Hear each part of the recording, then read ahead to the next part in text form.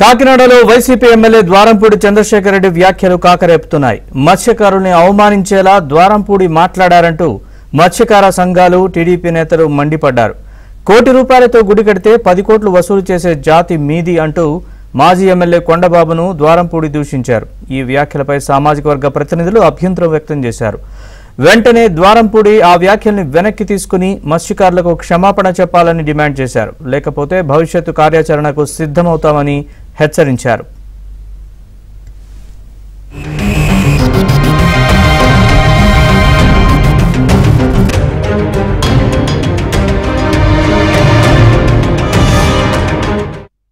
ఇక్కడ ఉన్నటువంటి వాళ్ళందరూ కూడా మరి ఆర్థికంగా ఎన్ని ఇబ్బందులున్నా నీలాంటి అరాచకుడి కాకినాడకి పరిపాలకగా ఉండకూడదనే ఉద్దేశంతో ప్రాణాలను సైతం లెక్క చేయకుండా ఉన్నటువంటి వ్యక్తులు వీళ్ళందరికీ కూడా అండా కొండబాబు.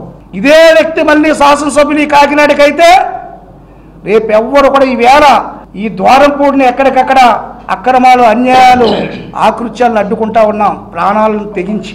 పేదలకి వాళ్ళు కూడా నీ కార్యకర్తలే బ్రోకర్లుగా ఉండి అక్కడ అమ్మేసుకుంటున్నారు, ఆ స్థలాన్ని కొనేసుకుంటున్నారు. రియల్ ఎస్టేట్ నువ్వేమో 650 కోట్లు 200 కోట్లు కూడా పనికిరాని భూముల్ని 650 కోట్లు ప్రజాధనంతో కొన్నావు, ప్రభుత్వ ధనంతో. మిగతా డబ్బంతా స్వాహా చేసావు.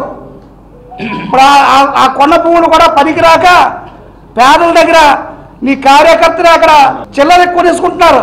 అమాయక ప్రజలందరూ బెదిరించి అక్కడ రియల్ ఎస్టేట్ దందా జరుగుతుంది. నీకు తెలియదా? మీ పని అయిపోయింది. మీ ఫేస్లో డిఫరెన్స్ వచ్చేసింది. ఓటమి భయం పట్టుకుంది. ఓటమి భయంతో ఏం మాట్లాడుతున్నారో తెలియక ఏదేదో మాట్లాడేస్తున్నారు.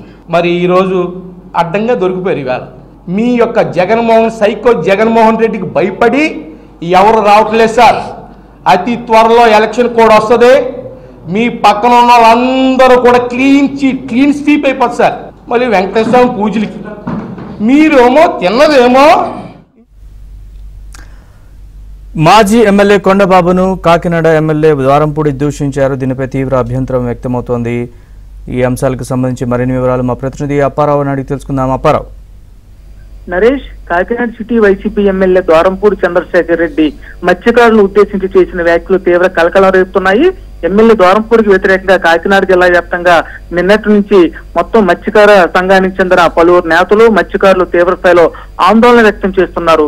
ఇటీవల కాకినాడలో విలేకరుల సమావేశం ఏర్పాటు చేసిన ద్వారంపూడి కాకినాడ సిటీ మాజీ ఎమ్మెల్యే వనమాడి కొండబాబును ఉద్దేశించి నీ జాతి ఏం జాతి అని ప్రశ్నించారు. అదేవిధంగా కోటి రూపాయలతో నువ్వు గుడి కడితే 10 కోట్ల రూపాయలు వసూలు చేసే జాతి నీది అంటూ కొండబాబును ఉద్దేశించి వ్యాఖ్యలు చేశారు. దీనికి నిరసనగా కాకినాడ జిల్లా వ్యాప్తంగా మత్స్యకారులందరూ తీవ్ర స్థాయిలో ఆగ్రహం వ్యక్తం చేస్తున్నారు.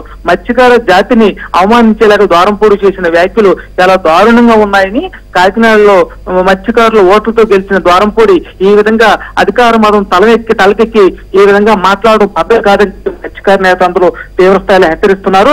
తక్షణం ద్వారంపూడి క్షమాపణ చెప్పకపోతే ఆందోళన ఉద్యమం తీవ్రతరం చేస్తాం కూడా చెప్పి తీవ్ర స్థాయిలో ఆగ్రహం వ్యక్తం చేస్తున్నారు. వాస్తవానికి గడిచిన కొన్ని రోజుల కిందట ద్వారంపూడి చంద్రశేఖర్ రెడ్డి కాకినాడలో క్రైస్తవ సభలో పాల్గొని క్రైస్తుల వల్ల జగన్ అధికారులకు వచ్చారని చెప్పి వ్యాఖ్యలు చేశారు.